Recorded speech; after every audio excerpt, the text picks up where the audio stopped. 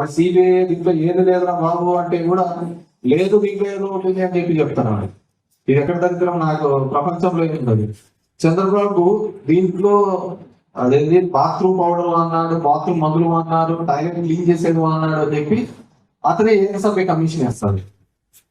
నేను ఒక మాట చెప్పి నా కింద ఇంకోటి చెప్పమంటే దీన్ని ఎస్టాబ్లిష్ చేయడానికి ఏకసభ్య కమిషన్ పనిచేస్తుంది, కానీ వాడు కొత్తగా ఇన్వెస్టిగేషన్ చేసేది ఏముండాలి? అయినా ఎక్కడైనా కానీ ఆ దేవుడికి సంబంధించి ఇలాంటివి జరిగింది అని, అపచారం జరిగింది అని పబ్లిసిటీ చేయడం. ఎందుకంటే కేవలం ఈ పార్టీని హిందూ వ్యతిరేక పార్టీగా చూపించే ఒక కార్యక్రమంగా చూపిస్తుంది. ఏం జరిగింది? ఏం జరిగింది? మన జగన్మోహన్ రెడ్డి గతంలో మొన్నటి వరకు ఏడేడ్చినారు వీళ్ళంతా. జగన్మోహన్ రెడ్డి రాజశేఖర రెడ్డి ఉండి 7 కొండలు 2 కొండలు చేసినాడు, 2 కొండలు చేసినాడు, 2 కొండలు చెప్పి ఏడ్చినాడు. అంతగా ఏడ్చి పెట్టేది 2 కొండలు చేసినాడు అనేకల్లా మళ్ళీ ఇప్పుడు చంద్రబాబు వీడియో చూపించినాడు. జీవో నెంబర్ 746, జీవో నెంబర్ 747 అని 2 ద్వారా అక్కడ అన్ని మత ప్రచారం చేయకూడదని, అదే విధంగా ఆ ప్రాంతంలో ఆ 2 కొండల్ని 7 కొండలు గుర్తించినది ఎవరైనా ఉన్నారు అంటే అది కాంగ్రెస్ పార్టీ, రాజశేఖర రెడ్డి చేస్తుంది. కానీ దళితులు ఎట్లా చూపించినాడు? దీనికి ఎట్లా అంటే నేను నాడు చూసినారు తిరుమల పైన లైటింగ్ ఉంటే ఇలా వేసి సింబల్ ఉందని చెప్పేసి చూడు జగన్మోహన్ రెడ్డి అరే లైట్ వేసినారు దానికి ఉంటుంది.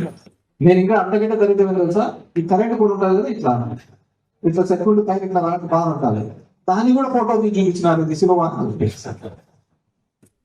అంత దరిద్రంగా ఉంది మరి రాజకీయాలు. వీళ్ళ రాజకీయాలు అంత దరిద్రం. ఎవరికి ఇప్పుడు సోషల్ మీడియా వచ్చింది కాబట్టి చంద్రబాబు నాయుడు అంటాడు క్రిస్టియన్ మిషనరీ దాంట్లో ఎలక్షన్ అప్పుడు 2009 ఎలక్షన్స్ అప్పుడు ఆ 2 జీవోలు నేను తీసేస్తాను, అదే విధంగా ఈ మత మార్పులు అని చెప్పేసి పోలీసు వాళ్ళు అందరూ వెంటబడుతున్నారు, అలాంటి ఇబ్బంది కూడా లేకుండా చేస్తానని చెప్పి చూసినోడు. రాజకీయాల కోసం ఎంతటి నీచానికైనా చేస్తాడు. నిన్న ఉన్నటి వరకు అసెంబ్లీలో కౌన్సిల్ ఏం చెప్పినాడు, చెప్పులు వేసుకొని వచ్చినాడు అని చెప్పారు.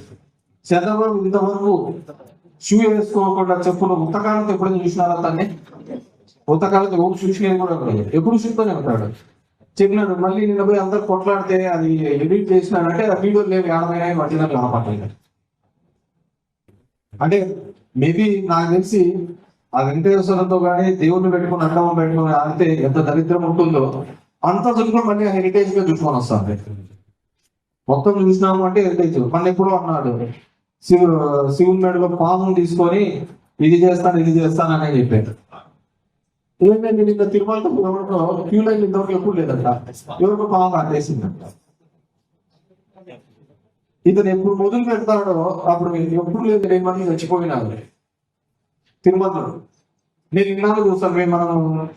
నేను ఎక్కువ శివుని దగ్గర పోతాడు, శివాలయానికి ఎక్కువ వెళ్తుంటే శివుని నమ్ముతూ ఉంటాను. మన శ్రీశైలం ఎన్నివైనా లోపల స్పర్శ దర్శనం చేయాలంటే సొక్క అయిపోవాలి, అవునా కదా? 2 నెలల్లో శివాలయానికి 2 సార్లు శ్రీశైలం పోయినాడు. ఎప్పుడైనా సొక్క ఇప్పినాడేమో అనుకోమని చెప్పండి చంద్రబాబు నాయుడు.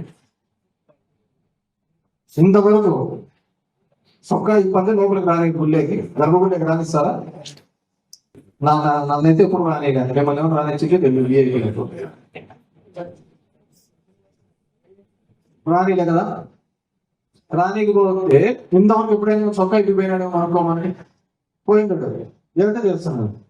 మన శివాలయంలో మన శ్రీశైలంలో కూడా అందరికి తాళాలు ఉన్నాయి, మాలేసుకోమని. నువ్వు శివాలయ అన్నీ కొట్టేదైతే పోదాం. లాస్ట్ ఎంత తయారైందంటే ఆ కాత్యాయనిగా ఆయన మేము చూడాలి.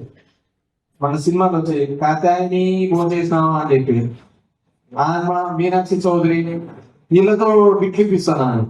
తిరుమలలో అంతా ఉంది, నాకు బాగా జరిగిందని. నువ్వు పోతే 15 నిమిషాలు నిలబెట్టినానంట హీరోయిన్.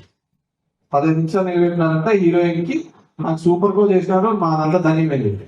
దర్శనం బాగా జరిగింది అంటే ఎవరికి 300 రూపాయలు టోకెన్ తీసుకుపోతాంటారు కదా, వాళ్ళ బాగా జరిగింది అంటే నువ్వు జరిగినట్టే, బాగా చేసినట్టు తిరుమలలో బాగా తొందరగా అయిపోతాను.